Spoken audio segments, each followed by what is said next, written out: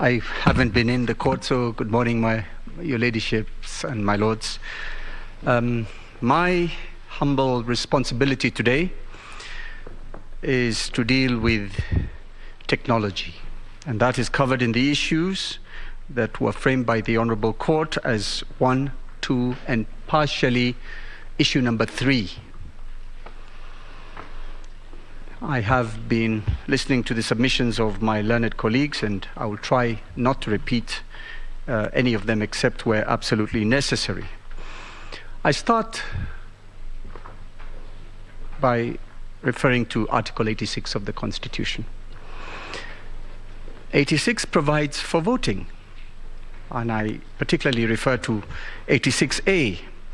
The method, the voting method, must be simple, accurate, verifiable, secure, accountable, and transparent. I also read out to the court Section 44 of the Elections Act, which provides for the use of technology. How this has evolved is a matter that has been addressed by my learned friends and is well known to the court, particularly this court that has rendered decisions in the same regard. Section 44 of the Elections Act provides that the use of technology in an election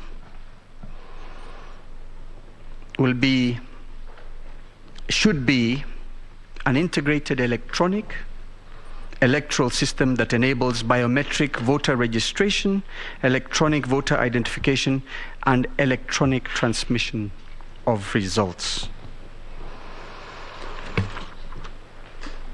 Section 39 of the Elections Act provides for the determination of the declaration of presidential results. And in this regard, it provides at 1C, for the purposes of a presidential election, the Commission shall, A, electronically transmit and physically deliver the tabulated results of an election for the president from a polling station in the constituency tallying center and to the national tallying center.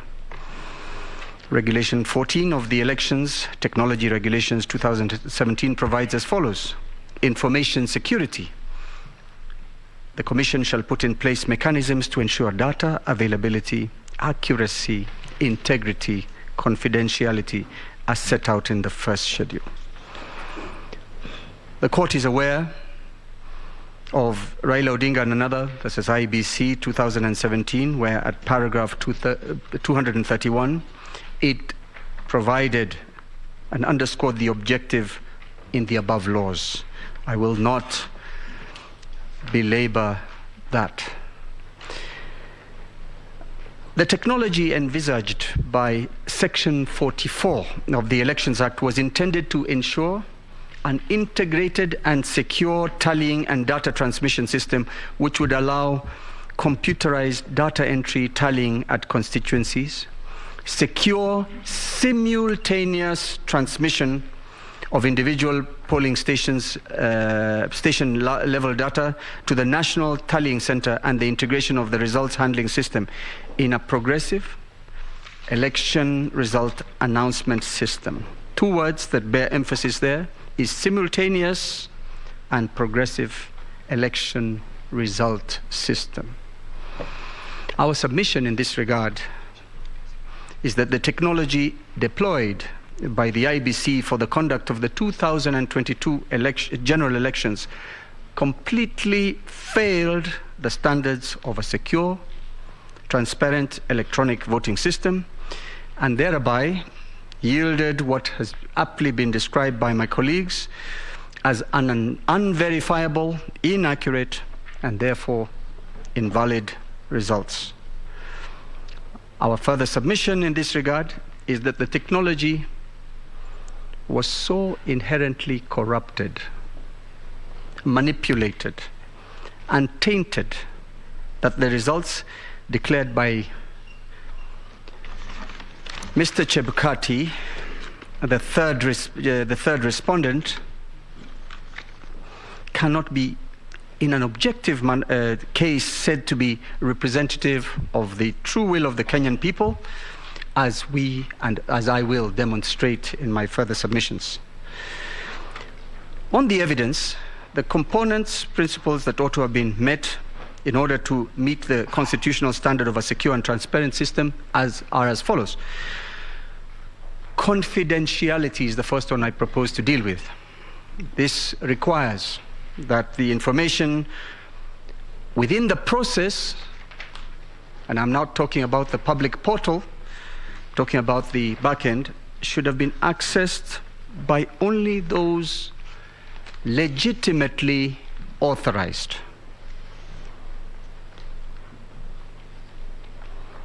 And those authorized, in order for them to be accountable, are persons whom the entire commission, in its, as defined by my colleague Paul Mwangi, the entire commission ought to have been fully aware of, gazetted where necessary, and it would certainly help if they were also Kenyan nationals.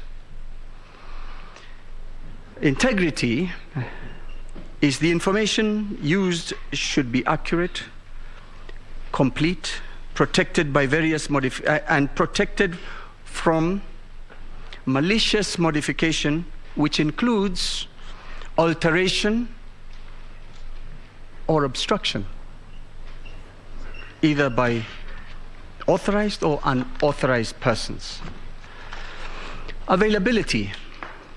The information required must be available as and when required by those authorized to use or access it in compliance with the constitutional requirements and the Elections Act. Non-repudiation. An audit trail must be maintained on activities related to the information.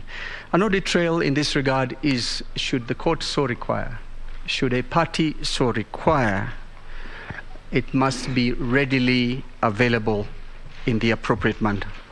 Authenticity.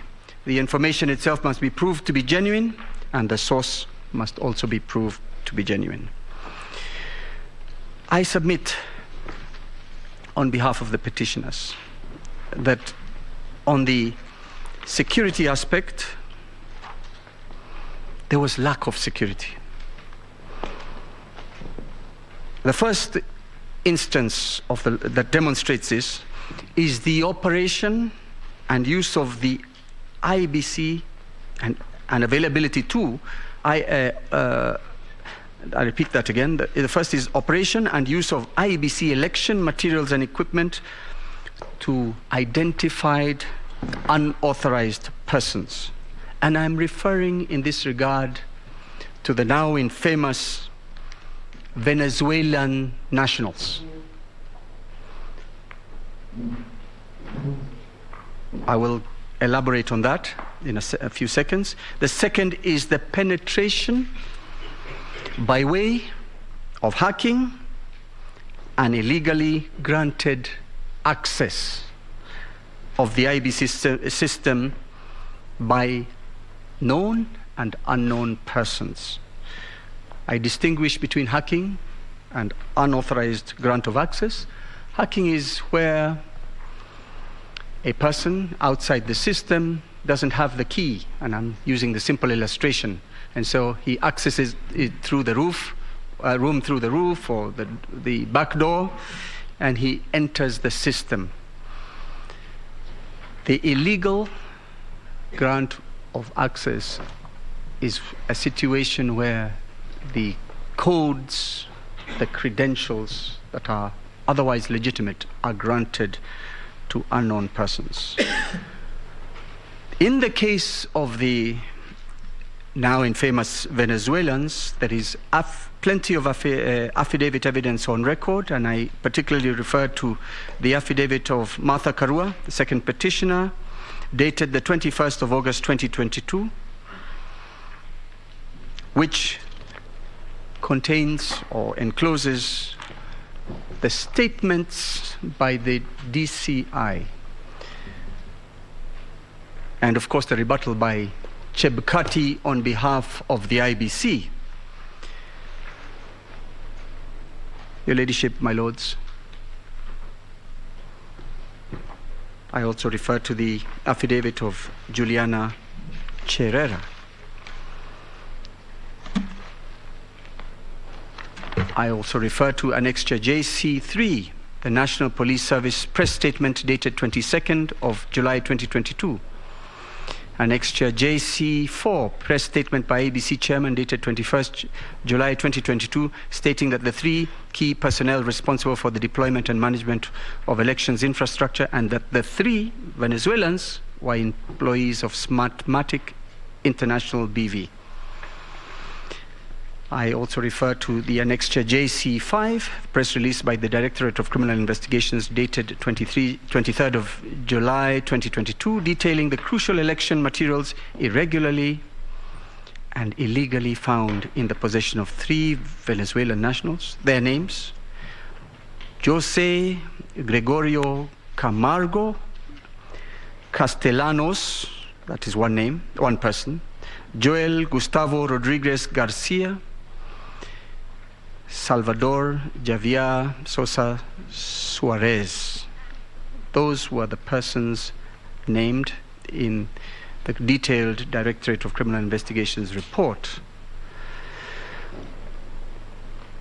My Lords and Your Ladyships, I would like to emphasize that the Directorate of Criminal Investigations is the national institution charged with the responsibility of investigating crime. Crime in relation to the Penal Code, the Elections Act, all crime.